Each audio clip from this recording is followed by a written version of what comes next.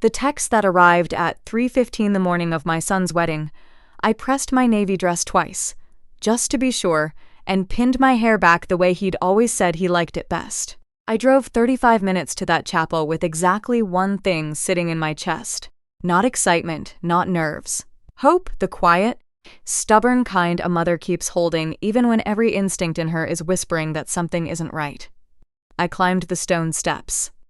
White roses lined the entrance.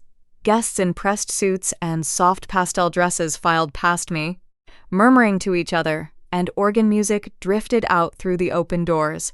And then my son stepped directly into my path, blocking the entrance with his body, and looked at me the way you'd look at someone you'd never met. "You weren't invited, Mom." His voice didn't waver, not even slightly. "The family decided," he said. "You're not really part of this anymore." I stood there.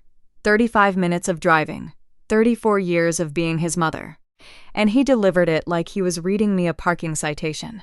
I didn't cry, I didn't raise my voice, I didn't collapse on those steps in front of every single guest who had already turned to watch.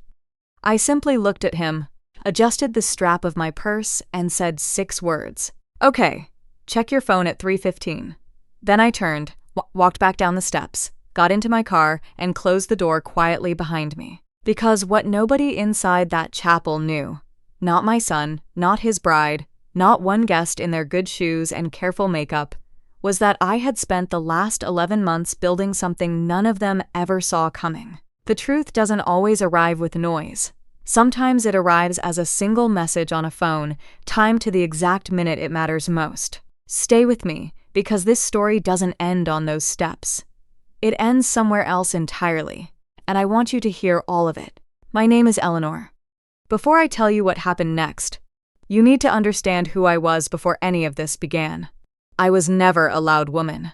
I wasn't the mother who called every day, or dropped by unannounced, or turned holidays into battlegrounds. I was the woman who packed lunches, worked the early shift at a county records office for 11 years, and made sure there was a hot breakfast on the table before school, even on the mornings I'd barely slept. I was steady, I was quiet. I was the kind of person the world tends to walk past without noticing. Which, as it turned out, became the single greatest advantage I had. My husband, Walter, was cut from the same cloth. Calm, deliberate. He built things slowly, a small precision parts manufacturing company, a handful of rental properties, a modest but carefully tended investment portfolio. All of it assembled over almost 30 years without ever once announcing what he was doing. We drove the same 2 cars for over a decade. We stayed in the same house we'd bought when our son, Daniel, was 4 years old. Nobody who met us would have guessed at what Walter had actually built, because Walter never once mentioned it out loud. He got sick when Daniel was 31.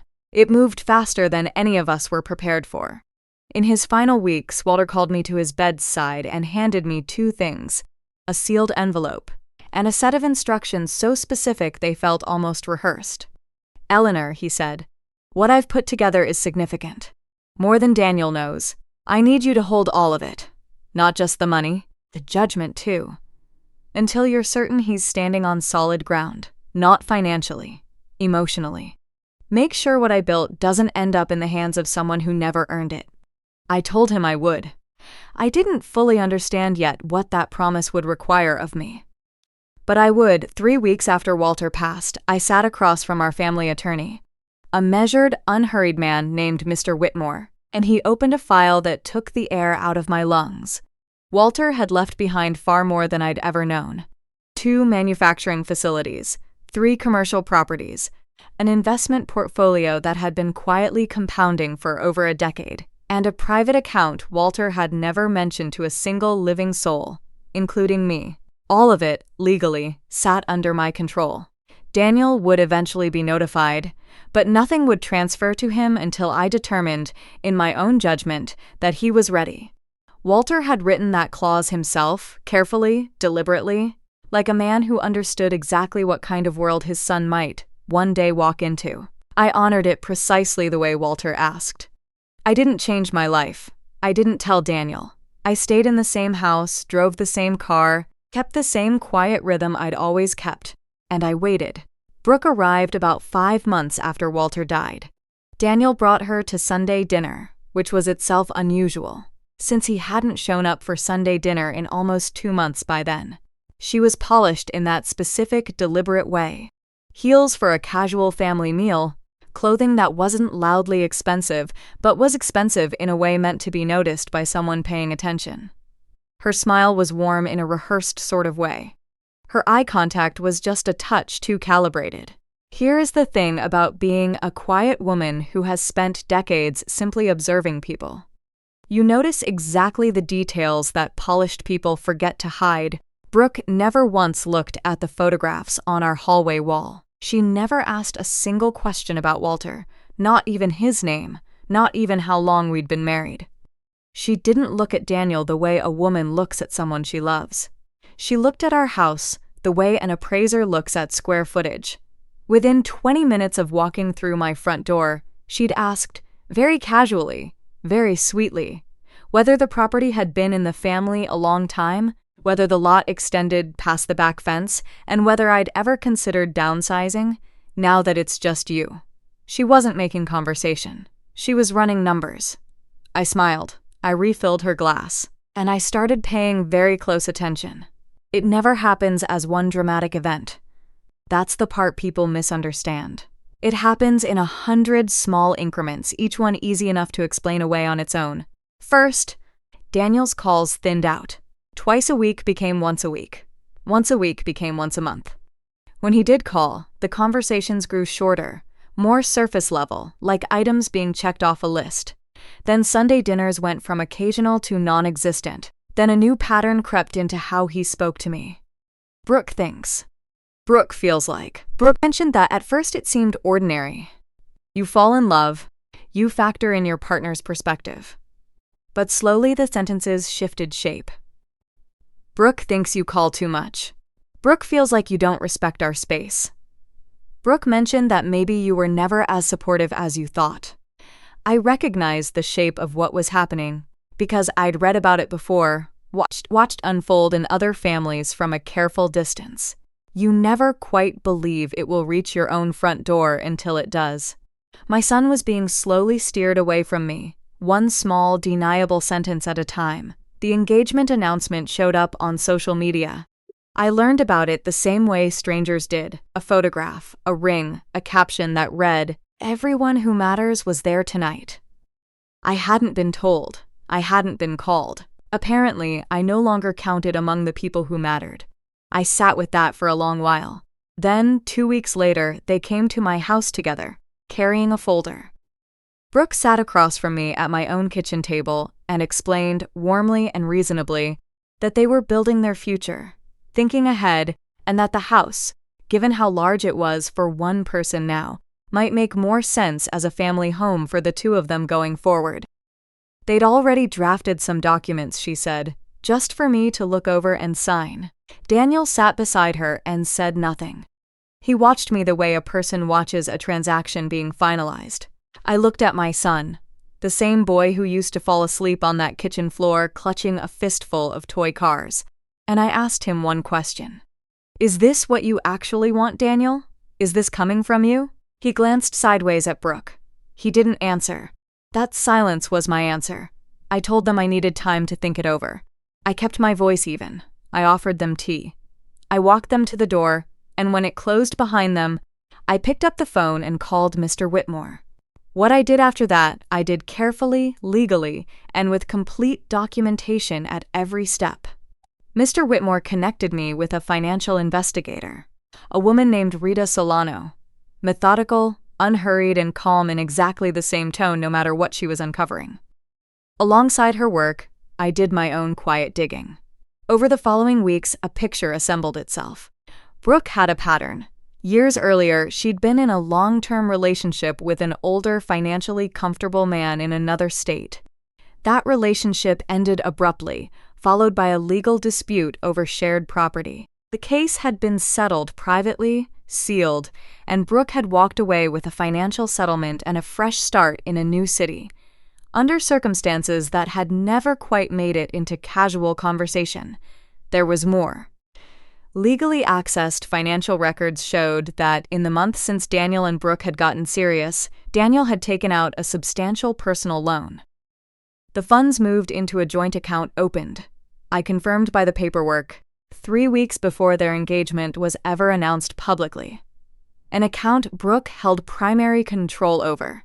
There was also a phone call, recorded with Daniel's full knowledge and consent, since I'd told him plainly at the start of the call that I was taking notes for myself. In that conversation, Daniel made several statements about his father's estate and the family property that turned out to be factually untrue, in ways that carried real legal weight. By the time the wedding date arrived, I had a gray folder, a small flash drive, and a final conversation with Mr. Whitmore that ended with him telling me plainly, "Eleanor, you are completely protected."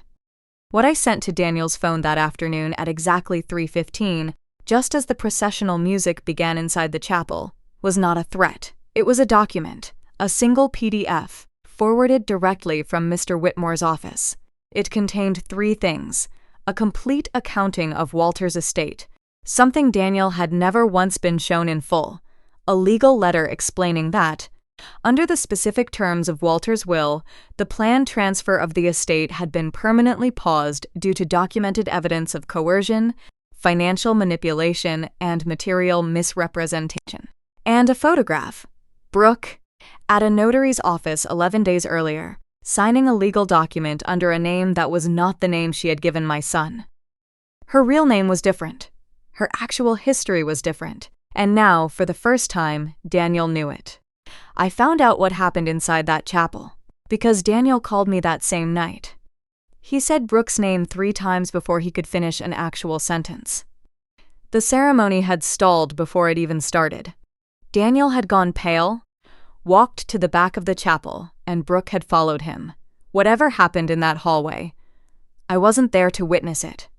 Ended with Brooke walking out through a side exit, getting into a car, and simply not coming back. The guests sat in those decorated pews for nearly 40 minutes before Daniel finally walked back out and quietly told them there would be no ceremony that day.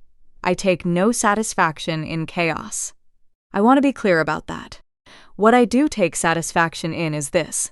My son drove to my house that same night. He sat at that same kitchen table where, weeks earlier, Brooke had asked me to sign away my own home, and he cried in a way I hadn't seen since he was a small boy. "Mom," he said, "I don't even know who she actually was."